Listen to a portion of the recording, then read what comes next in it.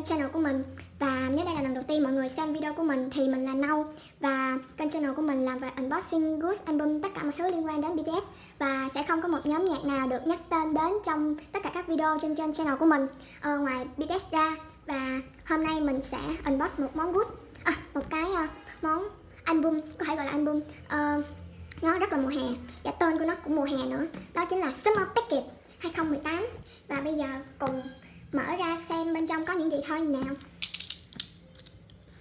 Mình rất thích cách đóng gói như thế này, nhìn rất là đẹp. Mình thích đóng gói kiểu để trong hộp á, nhìn nó sang trọng sao. Nên mong là sau này sẽ unbox được nhiều món như thế này, nhiều món để trong hộp như thế này. Summer Packet này mình mua với giá là 999.000 đồng. Mình mua ở Bangtan Paradise nha mấy bạn. Đây là em nói đây. Ôi, đóng gói kiểu này nhìn sang trọng vãi. Và kiểu gọi là rất là dễ để unbox ra ấy. Ôi yeah.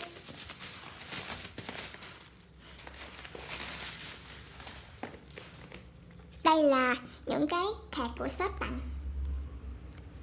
Namjoon. Đây, Summer Packet. Bangtan Paradise. Bây giờ shop đã làm được một cái card như thế này, một cái card visit hả? Bangtan Paradise K-pop Mall in Việt Nam. Và đây là một cái gì đó. Kim Namjoon. Siêu đẹp trai, siêu xinh. Và bây giờ cùng đến với nhân vật chính của chúng ta thôi. Mình sẽ cho các bạn xem sơ bên ngoài. Đây là Summer Packet, cái tên Inside Band 2018. Ui da. Bên hông cũng có cái tên, logo. Bên dưới không có gì hết. Trời ơi, nó siêu nặng luôn mấy bạn. Và bây giờ cùng khui em nó ra thôi. Cùng rạch siêu thôi. Bóc tem.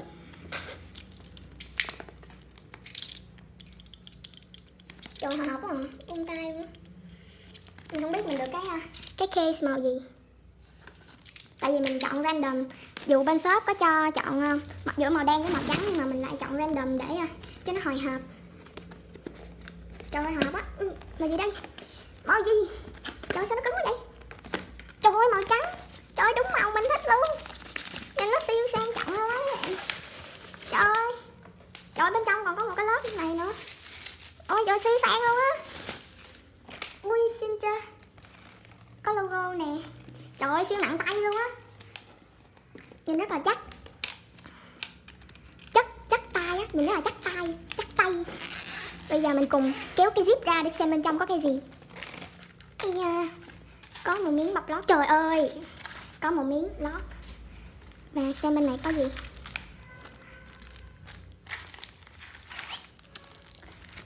Mấy tấm postcard không ta?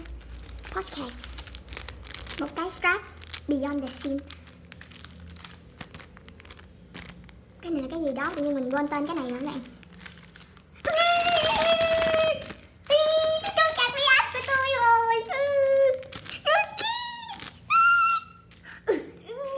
Trời, đúng là một tháng tu khẩu nghiệp của tôi đã thành công rồi mọi người ơi, mọi người. Mừng quá. Đây là cái CD. Mừng thiệt luôn á. Không biết nói gì ha. Trời mọi người ơi. Muốn xỉu à. Muốn xỉu tại chỗ. Đây là cái photobook. Trời ơi. Và hết rồi, mình sẽ bỏ cái vali qua một bên. Cùng tiến đến mấy món nhỏ trước. Trời chồng muốn xỉu mọi người. Tay mình rung hết mọi người. Trời ơi, lần đầu tiên mình trúng card của BTS của mình luôn mọi người. Đây là CD. Một màu xanh rất là tươi mát.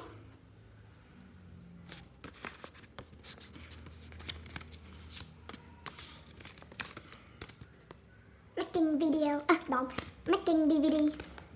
Để qua một bên. Đây là một cái gì đó chắc để trưng, để mình dựng lên mình trưng á. Mình cũng không biết cái gì, nhưng mà nhìn rồi. Trời, nhìn rất là đẹp. Rất là đẹp. Mình chỉ muốn nói là rất là đẹp mọi người. Một cái strap màu trắng tinh khôi. Mình sẽ để cái cuốn đọc sao ta, không biết nữa, cái cuốn gì đó bút của Yoongi để mình xem sao.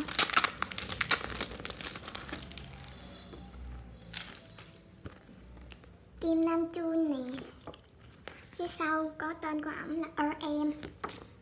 Min Yoongi, trời ơi, đúng là thủ quá trời, thủ mà.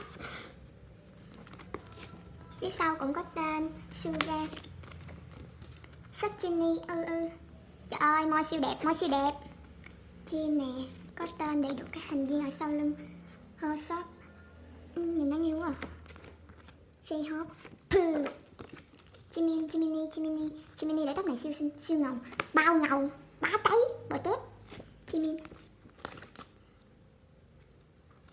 trời ơi, sao mà điềm tĩnh như vậy anh, mũi đẹp, mũi của Taehyung siêu đẹp luôn. Vì trời ơi, nhìn vậy tôi vẫn có thể tưởng tượng ra được cái răng thỏ của ông. Trung Quốc,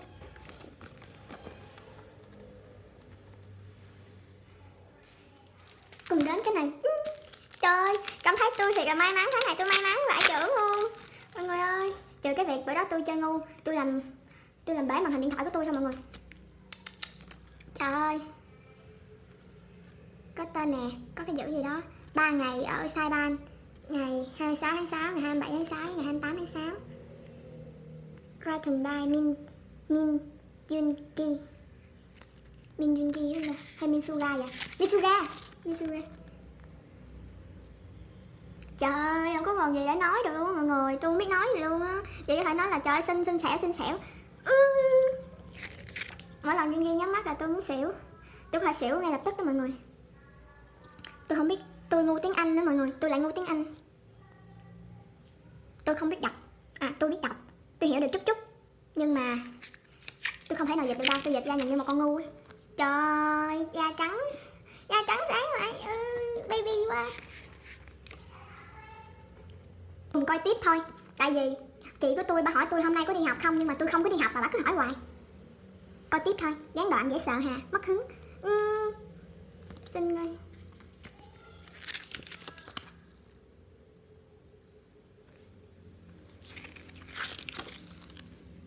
Nam Chun, trời ơi, cười đáng yêu ra. Trời, lúc nào cũng ngồi cái tướng như này á, ngồi nhìn nhỏ bé dễ sợ, nhìn đáng yêu ơi. Và cùng đi đến cái cuốn photobook. Cuốn photobook cũng được bọc trong một cái siêu, và cũng phải gạt ra các bạn. Nó có được ra chưa vậy? Trời, không biết ra chưa, tôi gạt mà tôi không biết đó. Ra rồi.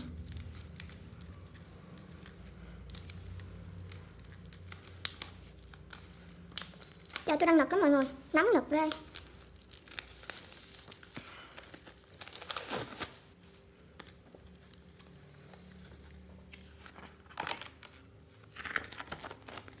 Tôi sẽ không nói gì nhiều đâu, tôi sẽ chỉ lật cho mấy bạn xem thôi.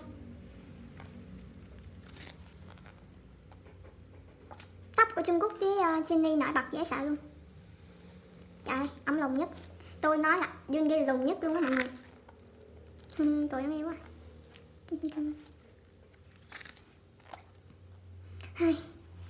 Tôi sẽ xỉu mất. Tôi sẽ cút ga đó mọi người. Hết quay. Tôi nữa nè.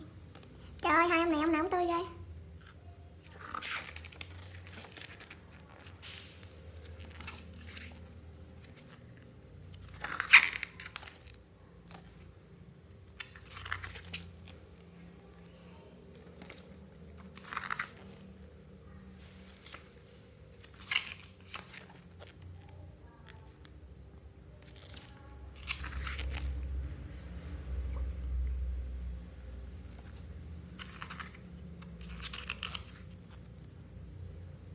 Trời, đáng yêu.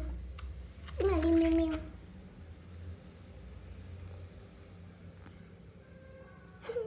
Tại sao ông này chụp chung với hai người cao nhất nha?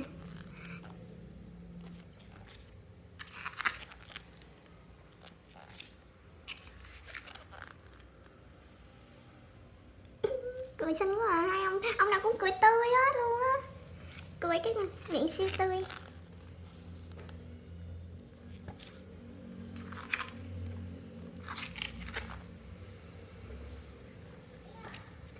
đoạn một lần nữa mọi người ơi.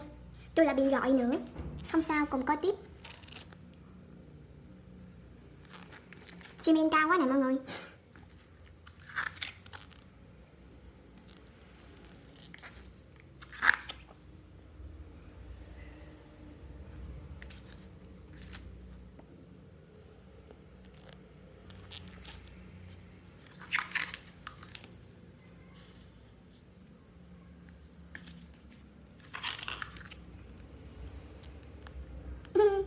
Trời nhìn nè, bong bóng nè.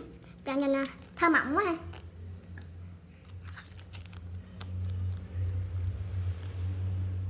Trời, nhìn ông giống ơi chay ơi. Nếu mà cha nào con nấy.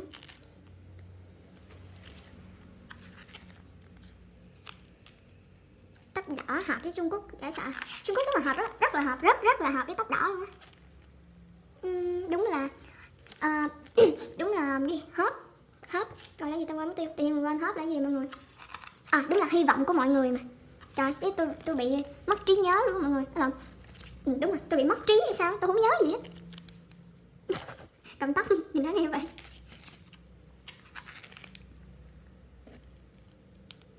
Trời, nhìn mặt quyến rũ rồi, quyến rũ lắm.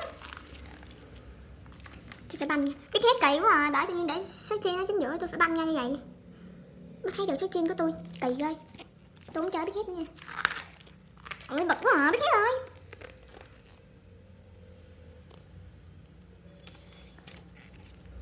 Mai mốt mọi người biết hết ta, tôi phản ánh với mọi người. Mai mốt có chụp hình á thì cho mấy ổng đứng xa xa cái chỗ này ra nha. Cái chỗ cái lòn này nè, có in cái cuốn này, cho mấy ổng đứng xa xa cái lòn ra nha. Để không thấy hình của mấy ổng tôi bực quá.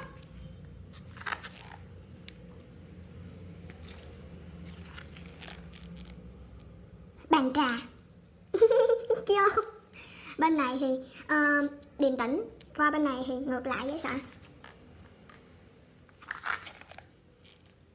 Lúc này là chơi hãy đá. Jimin chơi hãy đá siêu giỏi luôn. Trời, thêm cái sticker nữa. Jimin chơi hãy đá siêu giỏi. Trời đẹp vậy.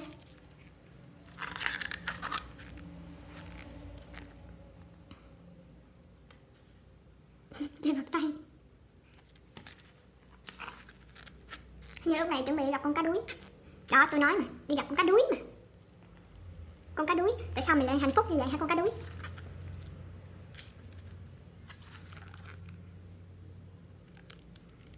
Lúc này ông Yoongi ổng bay lên xong ông chú nhủi xuống dưới cái biển này.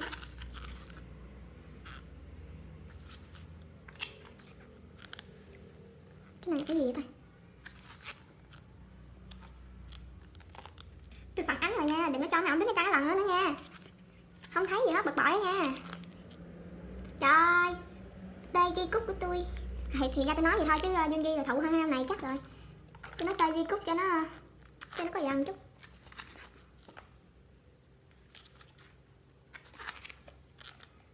Chơi nhìn mặt kìa. Hoa cưng, bánh bao. Nhìn thơ mộng thiệt. Nhìn như hoàng tử vậy đó. Hoàng tử xứ Busan. Còn đây là hoàng tử xứ Daegu.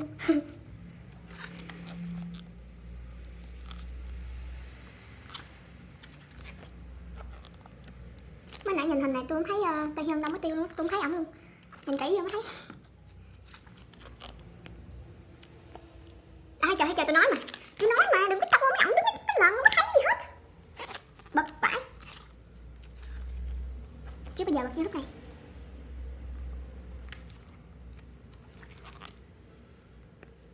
Cái này cái gì? Cái bầu trời.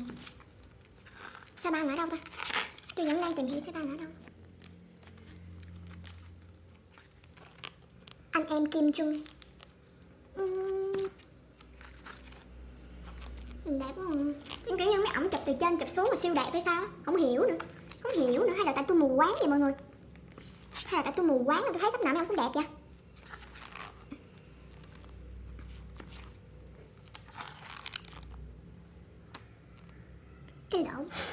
Cái lỗ không được lên hình làm sao? Tại sao? Namin Jiminy có cái henna. Jiminy. Ôi, đẹp trai vậy. dùng từ gì lạ lộn vậy? Lạ lộm thì nói vậy trời. Dùng từ lạ lùng vậy sao? Tự nhiên điển trai. Bình thường toàn là đẹp trai thôi, tự nhiên bây giờ dùng điển trai. Nằm phơi nắng. Trời ơi, mới bay vô là đập nguyên cái màn hình, đập nguyên cái mặt vô là tôi xuống xỉu rồi đó nha mọi người. Tôi không thể bình tĩnh nữa đâu nha. Tôi không thể bình tĩnh nữa đâu nha, biết hết. Ok mọi người ơi. Ok mọi người ơi. Phương Quyên, chết mẹ lộn, Nâu đã chết rồi nha mọi người. Mọi người đừng kêu Nâu nữa nha.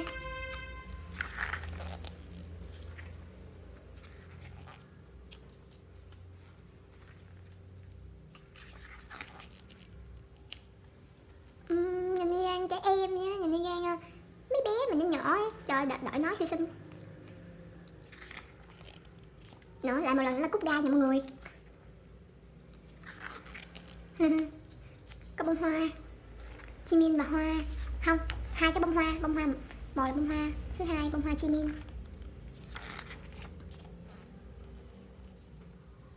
Tóc của Nam Chun nhìn Nam Chun nó gan cho em. Gan con nít ấy. Con nít đang yêu hả? Nam Chun là baby boy. Tôi bị sốc, trời bị sốc Trang. Baby boy 1, baby boy 2.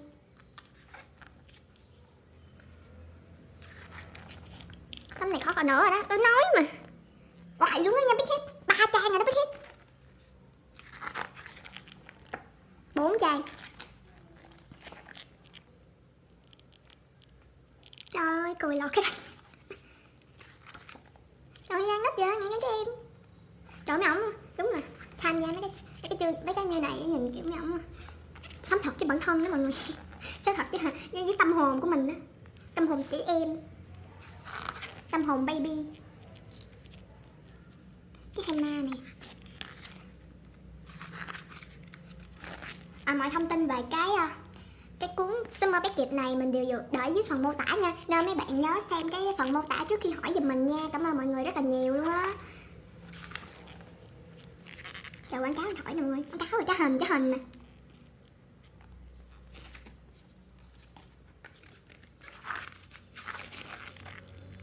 Nhìn daddy vậy ha, nhìn kiểu daddy. Đây baby, 2 baby.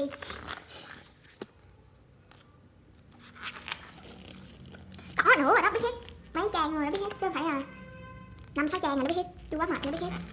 Nãy giờ 5-6 trang rồi đó, chứ không phải 1-2 trang nữa. Bật quá. Tôi không có vòng tay nè mọi người, chụp chung được không? Ai cáp màn hình đây đi mọi người. Nhớ là trang cuối này đây. Không, chưa. Bây giờ ai cũng đã lộ cái mặt baby của mình. Tôi ghim cái từ nè, best friend army, tôi ghim nha, tôi ghim nha.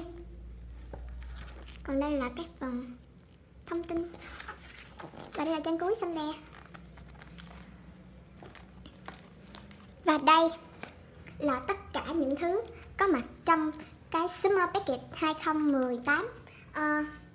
Nếu các bạn xem được đến đây thì mình cảm ơn các bạn rất là nhiều. Và nếu các bạn thích video này thì hãy nhớ like và subscribe cho kênh channel của mình nha. Và nhớ hãy nhấn cái chuông kế bên nút subscribe để nhận được thông báo khi mình đăng video mới lên trên YouTube. Và cảm ơn các bạn một lần nữa. Tạm biệt các bạn. Sarangai.